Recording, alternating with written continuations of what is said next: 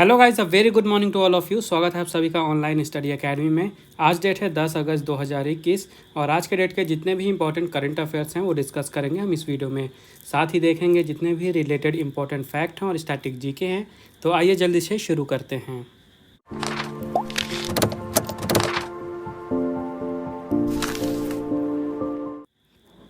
तो आज का पहला क्वेश्चन है, on which of the following date Nagasaki day is observed. निम्नलिखित में से किस तारीख को नागासाकी दिवस मनाया जाता है। तो हर साल 9 अगस्त को मनाया जाता है नागासाकी दिवस पूरे विश्व भर में।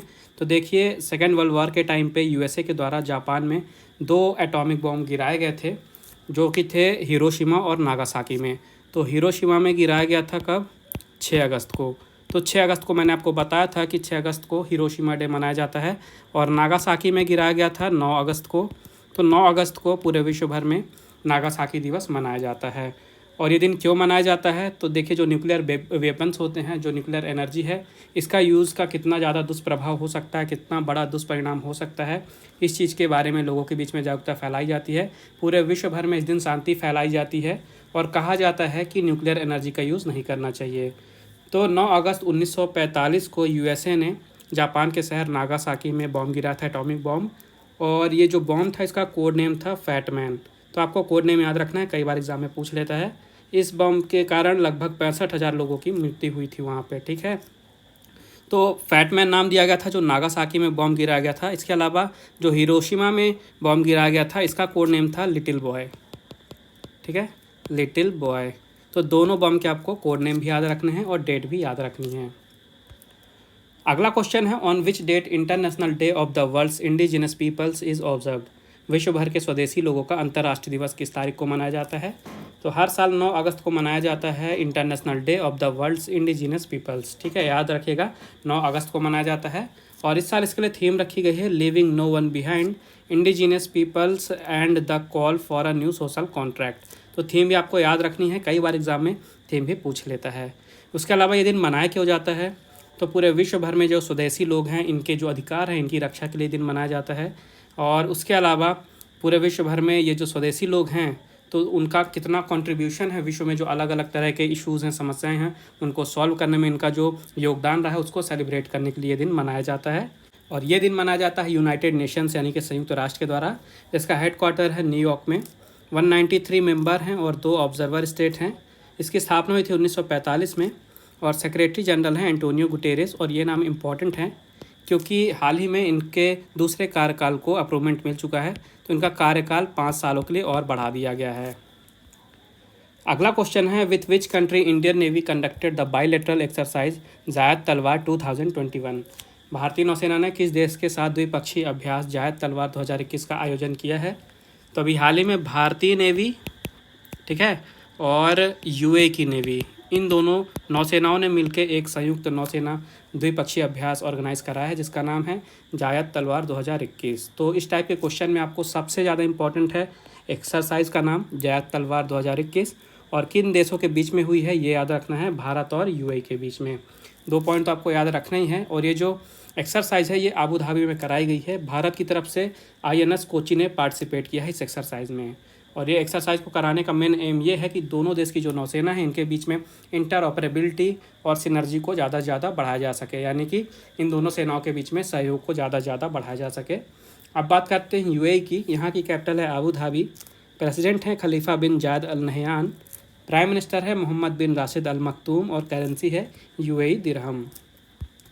अगला क्वेश्चन है, which country has topped the medal tally of Tokyo Olympics 2020। Tokyo Olympic 2020 की पदक तालिका में कौन सा देश शीर्ष पर रहा है? तो देखिए, टोक्यो ओलंपिक्स जो कि 2020 में होने थे, पैंडेमिक के कारण इसे 2021 में कराया गया टोक्यो में, और हाल ही में ये संपन्न हुए हैं। और जो मेडल टैली है, इसमें यूएसए ने टॉप किया है, सबसे ज़्यादा मेडल जीते हैं यूएसए ने टोटल 113 मेडल जीते हैं। और अब बात करते हैं भारत की ओलंपिक के पॉइंट ऑफ व्यू से। तो भारत मेडल टैली में 48वें पोजीशन पे रहा है। भारत ने टोटल यहाँ पे 7 मेडल जीते हैं, जिसमें से 1 गोल्ड है, 2 सिल्वर है और 4 ब्रॉन्ज मेडल हैं। इसके अलावा गोल्ड किसने जीता है? नीरज चोपड़ा ने मेंस के जेवलिन थ्रो में यानी भाला फेंक में जीता है गोल्ड। इसके अलावा महिलाओं की 49 किलोग्राम वेट लिफ्टिंग में मीराबाई चानू ने सिल्वर जीता और पुरुषों की फ्री स्टाइल 57 किलोग्राम रेसलिंग में रवि दहिया ने जीता है सिल्वर मेडल। इसके अलावा लवलीना बोरगोहेन ने ब्रॉन्ज मेडल जीता वुमेंस बॉक्सिंग में। बजरंग पुनिया ने मेंस फ्री स्टाइल रेसलिंग में ब्रॉन्ज मेडल जीता। पीवी सिंधु ने विमेन सिंगल बैडमिंटन में ब्रॉन्ज मेडल जीता। और इंडियन मेंस हॉकी टीम ने यहाँ पे ब्रॉन्ज मेडल जीता है। तो इस तरह से भारत के पास टोटल 7 मेडल हैं। इसके अलावा एक पॉइंट ये याद रखिएगा कि कई बार पूछता है कि जो भारतीय दल था इसके ध्वजवाहक कौन थे। तो ओपनिंग सेरेमनी में MC मैरी कॉम और मनप्रीत सिंह ध्वजवाहक थे और क्लोजिंग सेरेमनी में बजरंग पुनिया ध्वजवाहक थे। और जो अगले ओलंपिक होंगे ये 2022 में होंगे। कहाँ पे होंगे? बीजिंग में। ठीक है, चाइना की कैपिटल बीजिंग में अगले ओलंपिक होंगे, ये भी याद रखिएगा। अगला क्वेश्चन है what is the amount of second installment released by the government under PM Kisan scheme. हाल ही में PM किसान योजना के तहत सरकार ने दूसरी किस्त में कितनी राशि जारी की है। तो अभी हाल ही में भारत के प्रधानमंत्री नरेंद्र मोदी जी ने PM किसान योजना के तहत दूसरी किस्त जारी की है और इसका जो अमाउंट है ये है 19,500 करोड़ रुपए। ठीक है, 19,500 करोड़ रुपए। तो जो PM किसान योजना है इसका फुल फॉर्म पहले जान लीजिए। प्रधानमंत्री किसान सम्मान निधि योजना है इसका पूरा नाम। और ये जो स्कीम है ये 2019 में लॉन्च की गई थी सेंट्रल गवर्नमेंट के द्वारा। और इसके तहत जो गरीब किसान हैं उनके खाते में हर साल 6,000 रुपये अमाउंट ट्रांसफ़र किया जाता है ताकि उनकी जो कैपेसिटी है खेती करने की उसको बढ़ाया जा सके और इस तरह से वो अपने आय में वृद्धि कर सकें। तो अभी हाल ही में दूसरी किस्त जारी की गई है 19,500 करोड़ रुपए की और इससे लगभग 9.75 करोड़ बेनिफिशरी फार्मर्स हैं, किसान हैं, उनको फ़ायदा मिलेगा, मतलब उनके खाते में ये पैसे भेजे गए हैं। अगला क्वेश्चन है how much extension has been approve to the term of cabinet secretary Rajiv Gauba. Cabinet सचिव राजीव गौबा के कार्यकाल में कितना विस्तार स्वीकृत किया गया है। तो कैबिनेट सचिव हैं राजीव गौबा जी और हाल ही में अपॉइंटमेंट्स कमेटी ऑफ कैबिनेट ने इनके कार्यकाल में 1 साल की वृद्धि को अप्रूवमेंट दे दिया है। यानी इनका जो कार्यकाल है कैबिनेट सचिव के रूप में इसको 1 साल का विस्तार मिल गया है। ये अगस्त 2019 में अपॉइंट हुए थे 2 सालों के लिए और इस साल अगस्त में इनका कार्यकाल ख़त्म होने वाला था। इनके कार्यकाल को 1 साल का और एक्सटेंशन मिल गया है। तो अब ये 2022 में रिटायर होंगे यहाँ से, इस पद से। अगला क्वेश्चन है who has been reappointed as the chairperson of national commission for women. राष्ट्रीय महिला आयोग के अध्यक्ष के रूप में किसे फिर से नियुक्त किया गया है। तो रेखा शर्मा जी यहाँ पे चेयरपर्सन हैं नेशनल कमीशन फॉर वुमेन में, यानी राष्ट्रीय महिला आयोग में अध्यक्ष हैं ये। और हाल ही में इनको फिर से 3 सालों के लिए रीअपॉइंट कर दिया गया है अध्यक्ष के रूप में, मतलब कि आने वाले 3 सालों के लिए फिर से अध्यक्ष बन गई हैं राष्ट्रीय महिला आयोग की। तो ये अगस्त 7, 2018 में इन्होंने चार्ज लिया था अध्यक्ष का और अब 3 सालों का विस्तार मिल गया है। अगला क्वेश्चन है which state government has launched Har Hith outlet scheme to empower youth. किस राज्य सरकार ने युवाओं को सशक्त बनाने के लिए हर हित आउटलेट योजना शुरू की है। तो अभी हाल ही में हरियाणा के चीफ मिनिस्टर मनोहर लाल खट्टर जी ने हरियाणा में लॉन्च किया है हर हित आउटलेट स्कीम और इसका मेन उद्देश्य है जो वहाँ के यूथ हैं उनको सशक्त बनाना। ठीक है, तो ये जो स्कीम है इसके अंडर में जो बेस्ट क्वालिटी के वहाँ डेली नीड के प्रोडक्ट हैं उनको रीज़नेबल प्राइस में प्रमोट किया जाएगा, उनकी ज़्यादा से ज़्यादा बिक्री पे जोर दिया जाएगा।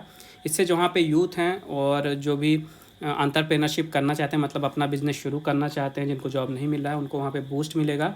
तो वहाँ पे कुछ स्टोर बनाए जाएंगे जो कि एक प्लेटफॉर्म का काम करेगा जहाँ पे जो भी यूथ फ्रेंचाइजी हैं और उसके अलावा जो MSMEs हैं, गवर्नमेंट कोऑपरेटिव इंस्टीट्यूशंस हैं, फार्मर प्रोड्यूसर ऑर्गेनाइजेशन हैं और सेल्फ हेल्प ग्रुप हैं, उनके द्वारा स्टोर के द्वारा वो अपना बिजनेस जो है उसको ग्रो कर सकते हैं उनके थ्रू सेल करके। अब बात करते हैं हरियाणा की, तो यहाँ की कैपिटल है चंडीगढ़, चीफ मिनिस्टर हैं मनोहर लाल खट्टर और गवर्नर है बंडारू दत्तात्रेय। अगला क्वेश्चन है who has release the national legal service authority of India's mobile app.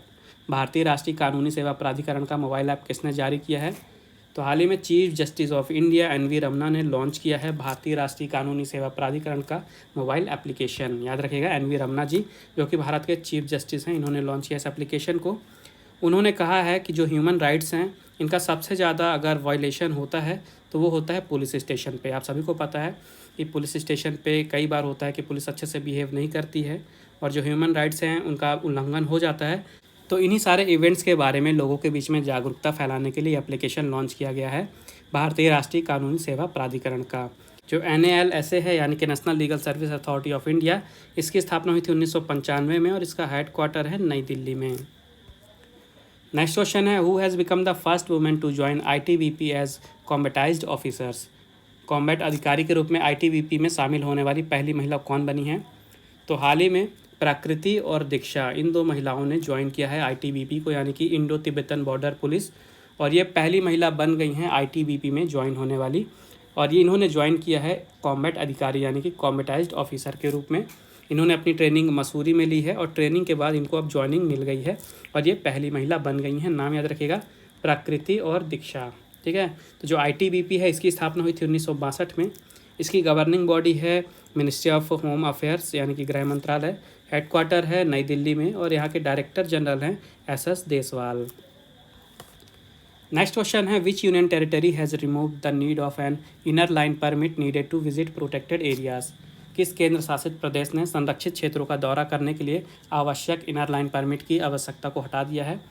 तो अभी हाल ही में लद्दाख की गवर्नमेंट ने वहाँ पे जो प्रोटेक्टेड एरियाज़ थे वहाँ पे विजिट करने के लिए पहले इनर लाइन परमिट लगता था, इसको हटा दिया गया, इस रूल को हटा दिया गया। तो जो पहले बाहर के लोग होते थे लद्दाख के, उनको इनर लाइन परमिट लेनी पड़ती थी प्रोटेक्टेड एरियाज़ में घूमने के लिए। तो हाल ही में ये रूल ख़त्म कर दिया गया है। तो अब जो बाहर के व्यक्ति भी हैं तो वो बिना किसी परमिट के जो प्रोटेक्टेड एरियाज़ हैं इनको घूम सकते हैं, वहाँ पे विज़िट कर सकते हैं। तो इससे एक फ़ायदा ये होगा कि लद्दाख में जो रूरल टूरिज़्म है यानी दूर के इलाकों में और ग्रामीण इलाकों का जो टूरिज़्म है उसको बूस्ट मिलेगा। लद्दाख को जो यूनियन टेरिटरी का स्टेटस दिया गया था ये 31 अक्टूबर 2019 को दिया गया था, जब लद्दाख को और जम्मू कश्मीर को अलग अलग यूनियन टेरिटरी घोषित किया गया था। यहाँ के लेफ्टिनेंट गवर्नर हैं राधा कृष्ण माथुर और यहाँ की कैपिटल है लेह और कारगिल दोनों। नेक्स्ट क्वेश्चन है, on which date the anniversary of quit India movement is celebrated in India. किस तारीख को भारत छोड़ो आंदोलन की वर्षगांठ मनाई जाती है? तो हर साल 8 अगस्त को भारत में मनाया जाता है क्विट इंडिया मूवमेंट का एनिवर्सरी, यानी कि भारत छोड़ो आंदोलन का वर्षगांठ मनाया जाता है 8 अगस्त को। तो एक्चुअली में 8 अगस्त 1942 में महात्मा गांधी जी के द्वारा लॉन्च किया गया था क्विट इंडिया मूवमेंट यानी कि भारत छोड़ो आंदोलन, और काफ़ी ज़्यादा इम्पोर्टेंट मूवमेंट था ये भारत की आज़ादी के लिए।